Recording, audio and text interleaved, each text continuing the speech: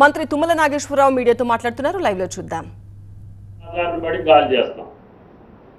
MSP ప్రకటించమంటేనే మీరు బాధ్యతని మీరు గుర్తించకుండా ప్రొక్యూర్మెంట్ చేసినటువంటి ఏ ధాన్యాన్ని కూడా ఇప్పుడు మొక్కజొన్నలు జొన్నలు అని చెప్పారు. వరికి సంబంధించి సార్ డీటెయిల్గా చెప్పారు కాబట్టి నేను దాని జోలికి పెద్దగా పోను.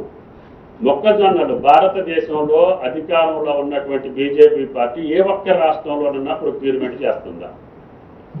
మీరు ప్రకటించినటువంటి ఎంఎస్పీ ఎంత?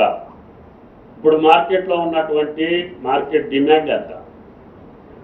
2400 మీరు చేస్తే 1400కి 1500కి 1600కి రైతులు తెగ నమ్ముకొని ఆడ పుస్తకం తాకట్టు పెట్టాల్సిన గతి ఈ బీజేపీ కేంద్ర ప్రభుత్వం వల్ల తెలంగాణ రాష్ట్ర రైతాంగానికి దాపురించింది.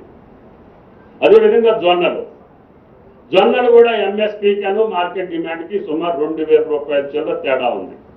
ఎవరు కొన్నారు? అంటే ఎంఎస్పీ ప్రకటించడానికి మీ అర్హత ఏంటి, మీ బాధ్యత ఏంటి? అవి మర్చిపోయి బజార్ని పడి గోస, ఏ గోస? రైతు గోస కాదు, అది మీ అధికార గోస.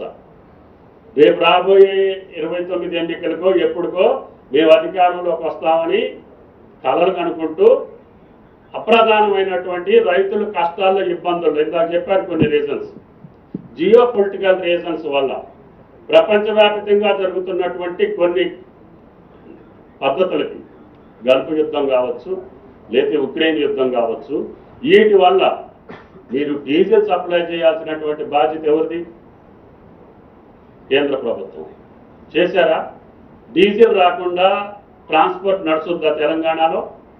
వారం 10 రోజులు అరిఘోష పడ్డారు రైతులు, ట్రాక్టర్లకు లేక, హార్వెస్టర్ మిషన్లకు డీజిల్ లేక. ఆఖరికి కొండ ధాన్యం రోడ్ల మీద ఉంటే ట్రాన్స్పోర్ట్ చేయడానికి లారీలకు డీజిల్ లేక అలో లక్ష్మ అని మేము బాధపడతా ఉంటే మీరు చేసే నిర్వాహకం ఏంటా? డీజిల్ సప్లై చేసలేనటువంటి వాళ్ళు రైతు కోసం మీద పోతారా? అదేవిధంగా పశ్చిమ బెంగాల్ ఎన్నికలకి ఇందాక సార్ చెప్పారు,